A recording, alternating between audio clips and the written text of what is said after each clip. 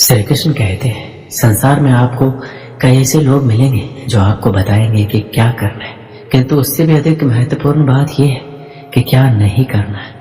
आज मैं आपको ऐसे ही 3 बातें बताने वाला हूँ जो आपको जीवन में नहीं करनी है। पहली बात, आनंद में कभी वचन मत दो। आनंद आपके तर्क को हर लेता है और फिर आनंद में दिया गया ये वचन बाद में गले की फांस बन जाता है। दूसरी बात, क्रोध में उत्तर मत दो। क्रोध आपके विवेक को खा जाता है, भविष्य दृष्टि को बाधित कर देता है और फिर कुछ क्षण के लिए आया ये क्रोध, इसमें दिया गया उत्तर बाद में जीवन भर के लिए प्रश्न बन जाता है। और तीसरी बात, कभी भी दुख में निर्णय मत लो। दुख आपके सोचने समझने की क्षमता को सीमित कर देता है और दुखी मन से लिए गए निर्णय सदा दुख ही देते हैं। सच कहा जाए तो वचन, उत्तर और निर्णय कभी भी जीवन में सोच विचार करके ही लेने या देने चाहिए। सोच विचार करके कार्य करोगे तो इस संसार में किसी भी समस्या का हल बहुत आसानी से प्राप्त कर लोगे।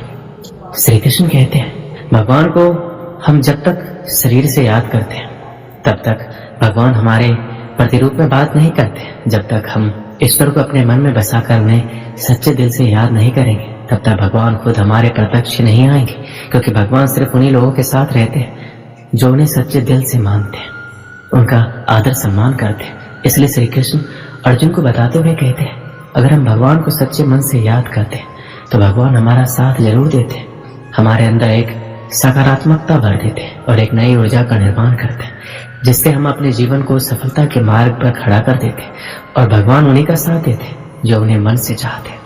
श्री कृष्ण कहते हैं अगर हमारे अंदर शिष्टता और सदाचार स्नेह का प्रेम भाव होगा तो हम लोगों को ज्यादा अच्छी तरह से समझ पाएंगे, उनसे अच्छा व्यवहार रख पाएंगे, हम समाज का भला कर पाएंगे, लोगों में अच्छी सीख दे पाएंगे, लोगों को भलाई करने के लिए प्रेरणा दे पाएंगे। अगर हमारे अंदर सदाचार और प्रेम भाव की भावना होती है तो पूरी दुनिया हमारे साथ होती है, पूरी दुनिया हमारे लिए खड़ी रहती है, क्योंकि हम जितना ज्यादा प्रेम भाव लोगों के प्रति रखेंगे उतना ही प्रेम भाव लोग हमें देंगे। प्रेम भाव से दुनिया का अस्तित्व है और प्रेम भाव से ही दुनिया का विनाश है। प्रेम भाव के बिना जीवन असंभव है, क्योंकि अगर लोगों के बीच प्रेम भाव नहीं होगा तो लोग एक दूसरे को कभी नहीं समझ पाएंगे, एक दूसरे में ईर्ष्या की भावना को पैदा करके इस पूरी सृष्टि का विनाश का कारण बनेंगे। श्री कृष्ण कहते हैं क्रोध को पी जाना ही बेहतर है, क्योंकि हमें जब क्रोध आता है तो काफी सारा नुकसान कर देता है। गुस्सा हमें आता है पर हम उस गुस्से को उतारते किसी और व्यक्ति पर है, जिससे दोनों के मध्य बुराई की भावना उत्पन्न होती है। इसलिए श्री कृष्ण ने क्रोध को बहुत ही खराब माना है और कहा है कि व्यक्ति को क्रोध नहीं करना चाहिए। उसको अगर किसी बात पे क्रोध भी आ रहा है तो उस बात को वह शांति पूर्वक सुने, समझे और उस परिस्थिति को देखकर उसमें सुधार करे, ना कि क्रोध करे। क्रोध एकमात्र ऐसा जरिया नहीं है, क्रोध से कुछ भी हासिल नहीं होता है, ना ही कुछ सुधार होता है, क्रोध से सब कुछ बर्बाद होता है। इसलिए क्रोध ना हम कभी करें ना करने दें। इस बात को अगर जीवन में अपना लिया तो आप लोगों को कुछ नए नजरिए से देखेंगे, जिससे एक नई ऊर्जा उत्पन्न होगी और इस ऊर्जा से आपके जीवन पर बहुत ही गहरा प्रभाव पड़ेगा और आपकी जिंदगी काफी हद तक निखर कर सामने आएगी। श्री कृष्ण कहते हैं जिंदगी में त्याग बहुत अहम भूमिका निभाता है। जो व्यक्ति त्याग करना जानता है वो अपने जीवन में वह सब कुछ पा लेता है जिसकी वह चाह रखता है। वह ऐसे मुकाम पर पहुंच जाता है जहां पर कभी वह जाने की सिर्फ सोचा करता था। ऐसे मुकाम को हासिल करने के लिए हमें अपनी जिंदगी में काफी कुछ छोड़ना पड़ता है।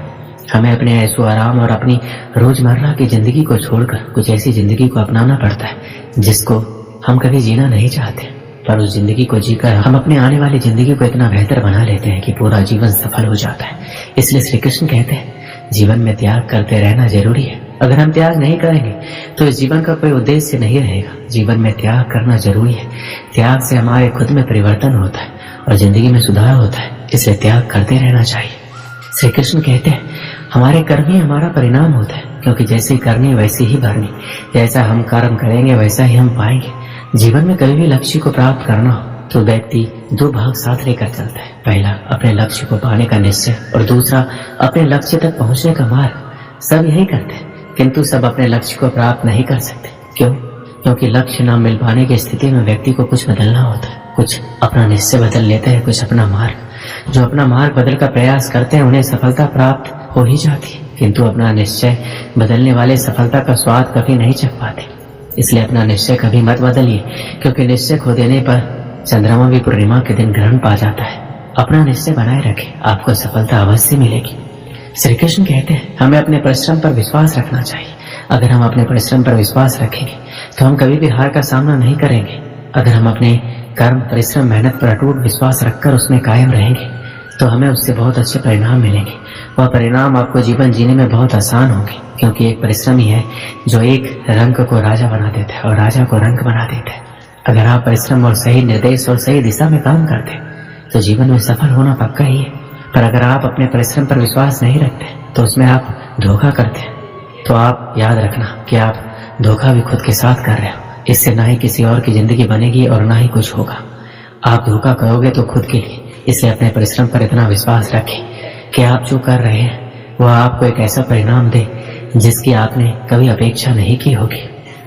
बहुत समय पहले की बात है, जंगल के किनारे एक छोटा सा गांव था। जंगल में जंगली जानवर बहुत अधिक मात्रा में थे, इसलिए गांव के लोगों को पेड़ पर चढ़ने का ज्ञान होना अति आवश्यक था, ताकि जंगली जानवरों से सामना होने पर वो पेड़ पर चढ़कर अपनी जान बचा सके। जो लोग जंगल में लकड़ियां काटने जाते थे उनके जंगली जानवरों से दो चार होने की अधिक संभावना थी, इसलिए वो लोग पेड़ पर चढ़ना अवश्य सीखते थे। उस गांव में एक बुजुर्ग सज्जन रहा करते थे। सब लोग उन्हें बाबा बुलाते थे।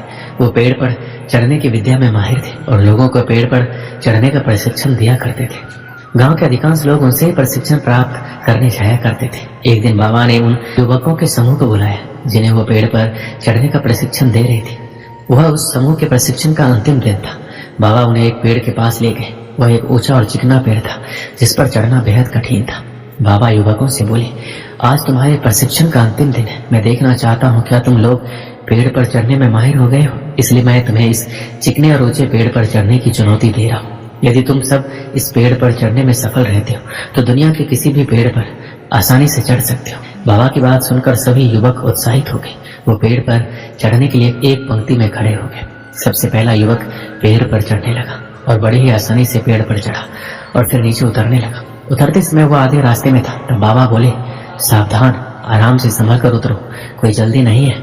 उस युवक ने वैसा ही किया। वो आराम से सावधानी से नीचे उतरा। उसके बाद एक एक करके सारे युवक पेड़ पर चढ़ने लगे। जब वो पेड़ पर चढ़ते तब तो बाबा उन्हें कुछ नहीं कहते, लेकिन जब वो पेड़ से उतरते समय आधे रास्ते पर होते या बस नीचे पहुंचने वाले होते तो बाबा कहते हैं, सुनो, आराम से, थोड़ा संभल कर और पूरी सावधानी से उतरो, किसी प्रकार की कोई जल्दी नहीं है। सभी युवकों ने बाबा की बात मानी और पेड़ पर चढ़कर नीचे उतरने में सफल हुए।